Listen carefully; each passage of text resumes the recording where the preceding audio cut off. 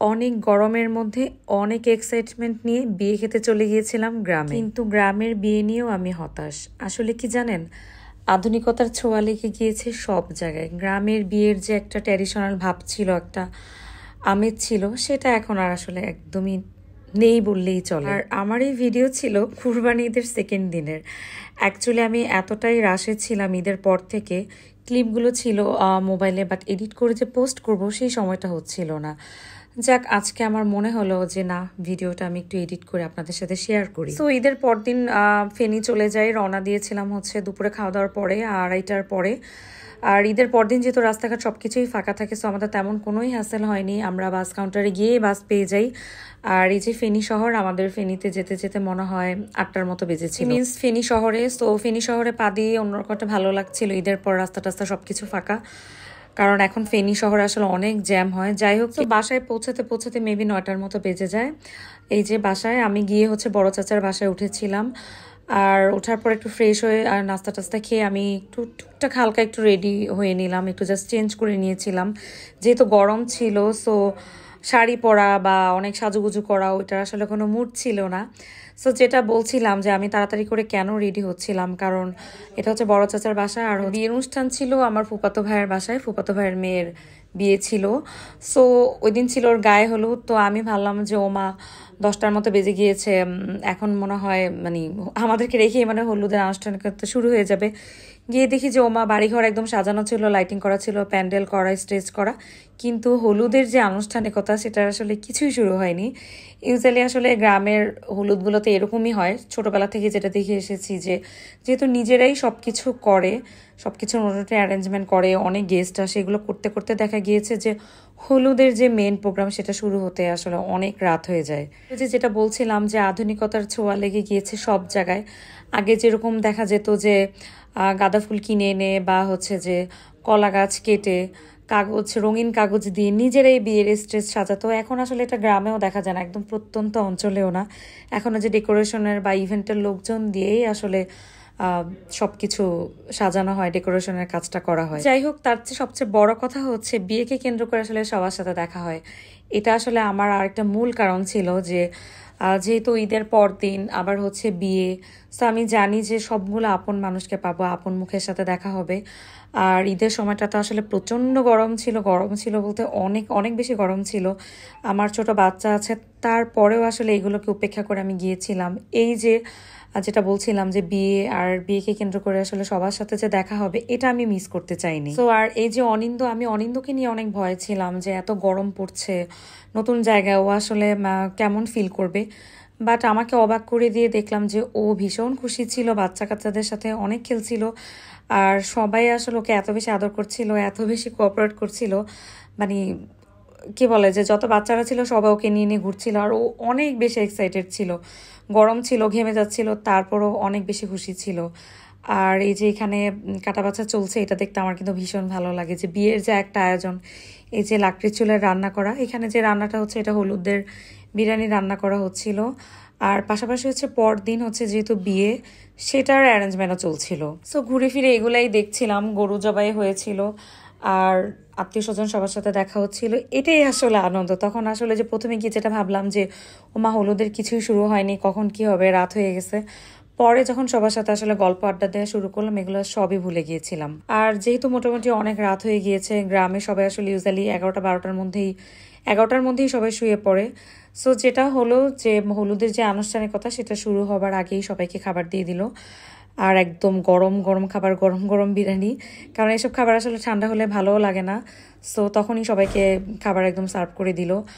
আর আমি আসলে সত্যি কথা যেটা অনেক হাংরি ছিলাম, অনেক, কারণ যেহেতু জার্নি করেছি, আর বিরিয়ানির ঘ্রাণে তো কি বলবো, আমার খুব ক্ষুধা লেগে গিয়েছিল। গ্রামের বিয়ে, গ্রামের খাবার, লাকড়ি চুলে রান্না করা, কেন ক্ষুধা লাগবে না বলেন। সো এই তো আসলে তেমন কোনো কিছুই না, তখন খাবার পরিবেশন করে দিল।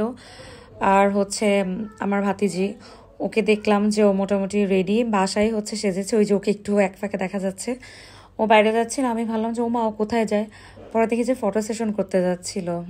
সবাই কিন্তু অনেক এগিয়ে গেছে। সো এই তো একটু পরে হচ্ছে যে আমরা সবাই একসাথে বসে গেলাম, আমার চাচাতো বোনেরা, তারপর হচ্ছে ভাবিরা, আমরা সবাই একসাথে বসলাম, খেলাম, গরুর মাংসের বিরিয়ানি, তেহারি, জানি না আসলে এটা কি বলে, বিরিয়ানি তেহারি, এগুলো আমার কাছে একই লাগে। সো খাওয়া দাওয়ার পর আসলে এদিক সেদিক একটু ঘোরাঘুরি করছিলাম। আর যেহেতু বউ স্টেজে আসেনি, তখন নিজেরাই একটু ছবি টবি তুলছিলাম। আর অনেক রাত হয়ে যাওয়াতে আসলে হলুদের মূল আনুষ্ঠানিকতা না করেই বাসায় চলে আসছিলাম। সো রাতে আর কোনো ফুটেজ নেওয়া হয়নি। এটা হচ্ছে পরদিন সকালবেলা হচ্ছে যে আমার আরও কাজিনরা আসছে, আমার চাচি আসছে, এবং হচ্ছে যে ভাইয়ারাও হচ্ছে সকালবেলা আসছিল, ওরা হলুদের দিন আসতে পারে নাই।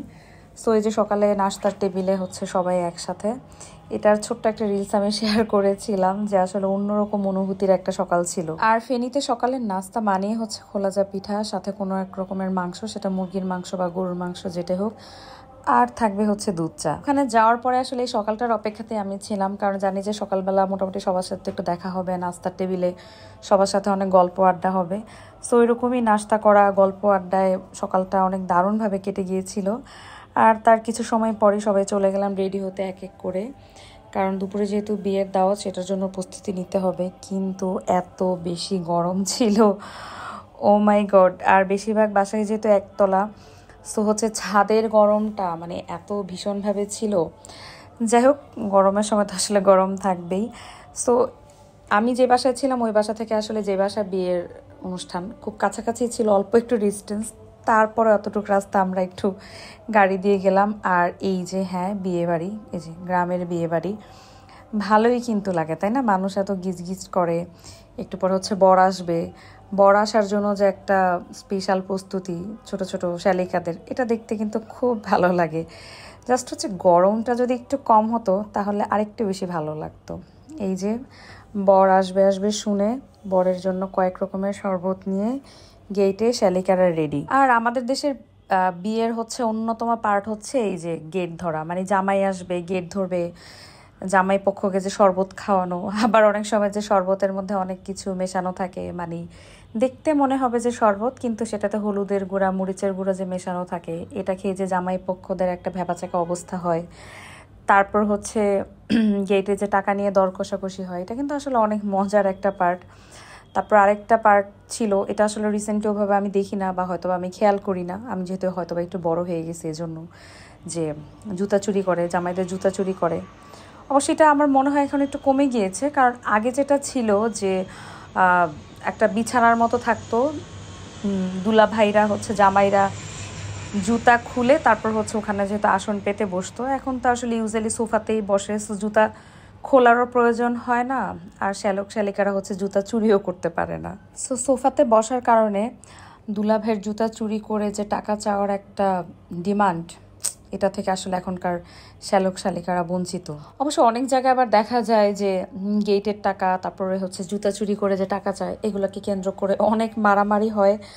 তারপর হচ্ছে বরপক্ষরা খাবার পাওয়া নিয়ে মারামারি করে, তারপর কনে পক্ষরা অনেক জিনিসপত্র ঠিকমতো পাওয়া না পাওয়া নিয়ে মারামারি করে। আই থিঙ্ক হচ্ছে এগুলা স্কিপ করাটাই ভালো, না করাটাই ভালো। যাই বেশি জ্ঞান দিয়ে ফেললাম। এই যে দেখেন জামাই হচ্ছে কালো শেরওয়ানি পরছে, এত গরমের মধ্যে জামাই কালো শেরওয়ানি পরছে। জামাইয়ের কিন্তু সাহস আছে বলা যায়, আবার কিন্তু জামাইকে কিন্তু সুন্দরও লাগতেছিল, তাই না বলেন? একটু ডিফারেন্ট লুক। সো আমার হচ্ছে খাওয়া দাওয়া শেষ, এই যে দেখাই যাচ্ছে আমি হচ্ছে যে খুব তাড়াহুড়া করে গপ গপ করে খাচ্ছিলাম আমার ছেলের জন্য। আর শেষে যে হচ্ছে একটা ফিরনি দেয় গ্রামের বিয়েতে, এটা কিন্তু আমার বেশ ভালো লাগে। আরেকটা জিনিস ভালো লাগে সেটা বলি, সেটা হচ্ছে গ্রামের বিয়েতে ইউজুয়ালি মাছ থাকে, রুই বা কাতল মাছ যে ফ্রাই করা থাকে, এটা কিন্তু অনেক দারুণ হয়। সো খাওয়া দাওয়ার পরে আসলে আমাদের ফ্যামিলির যেই বড় পুকুর, ওখানে গেলাম, আব্বার কবরে গেলাম।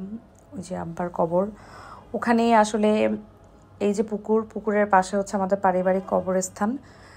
এই যে হচ্ছে আমার চাচার কবর, আমার আব্বার কবর ওখানে, আমার ফুপুদের কবর, মেজু ফুপুর কবর ওখানে, তারপর হচ্ছে আমার দাদা দাদি, যেহেতু ফ্যামিলির কবর বললাম, ওটা একটা ইমোশনাল পার্ট ছিল। সো কবরটা দেখে এসে আমি আবার একটু বাসার দিকে আসলাম, এসে দেখলাম যে বউ অতক্ষণে সে যে রেডি, এই যে ওকে কিন্তু বাসায় সাজানো হয়েছে, একটা আপু ওকে বাসায় সাজিয়েছে। আমার কিন্তু সাজটা ভালোই লেগেছিল, কারণ ওর যে স্কিন টোন সেটাকে একদম ঠিক রেখে সাজিয়েছিল। তারপর আমরা গিয়েছিলাম একটু ছাদে কিছু ছবি তুললাম, আর হচ্ছে চারপাশের প্রকৃতিটা একটু দেখে নিলাম। ফেনীতে গেলে আসলে অনেক ইমোশনাল লাগে, অনেক কারণেই লাগে, যেহেতু সব আত্মীয় স্বজন, বাবা চাচা দাদাদের এত স্মৃতি এখানে সবসময় আসলে অনেক ইমোশনাল লাগে। আর এই যে দেখেন, সবাইকে দেখে বুঝতে পারতেছেন যে গরমে যে সবার কি একটা অবস্থা, ভীষণ মানে ভীষণ রকমের গরম ছিল। সো এই তো খাওয়া দাওয়া সব কিছুর পর্ব শেষ করে এখন হচ্ছে ফেরার পালা। আর ফেরার পথে ভাইয়াদের সাথে আমি ব্যাক করেছিলাম, ভাইয়া ভাবির সাথে, ভাইয়ার গাড়ি ছিল সাথে। সো তখন আবার আমরা একটা প্ল্যান করলাম যে ছাগলনাইয়ে আমার বড় খালার বাড়ি। সো এখান থেকে কাছে, তো ভাবলাম যে ঠিক আছে ফেরার পথে বড় খালাম্মাকে একটু দেখে যাই। সো যেই ভাবা সেই কাজ, সেই যে সবার কাছ থেকে বিদায় নিলাম। প্রত্যেক বাড়ি আসলে যখন বিদায় নিই, যখন গ্রামটাকে ছেড়ে চলে আসি পিছনে ফেলে, তখন অনেক অনেক বেশি খারাপ লাগে। গ্রাম, আব্বার কবর, সব কিছু ফেলে আসার সময় আসলে খারাপই লাগে। সো যাই হোক, এখান থেকে যেটা বলছিলাম যে আমরা গিয়েছিলাম বড় খালার বাসায়। আর যাওয়ার পথে একটু বৃষ্টি হয়েছিল, যার কারণে যে রাস্তাঘাটের এই অবস্থা। আর যাওয়ার পর তো খালাম্মাদের বাসার সবাই ধরেছে থাকার জন্য, আসলে যেটা অনেক স্বাভাবিক, কিন্তু থাকাটা আসলে সম্ভব ছিল না। কিন্তু আসার পথে আমরা যেটা করলাম যে বড় খালাম্মাকে আমাদের সাথে নিয়ে আসছিলাম। সো আজকের ভিডিওটা এখানেই শেষ, দেখা হবে আবার নতুন কোনো ভিডিওতে। সেই পর্যন্ত সবাই ভালো থাকবেন, সুস্থ থাকবেন। নাও টাটা।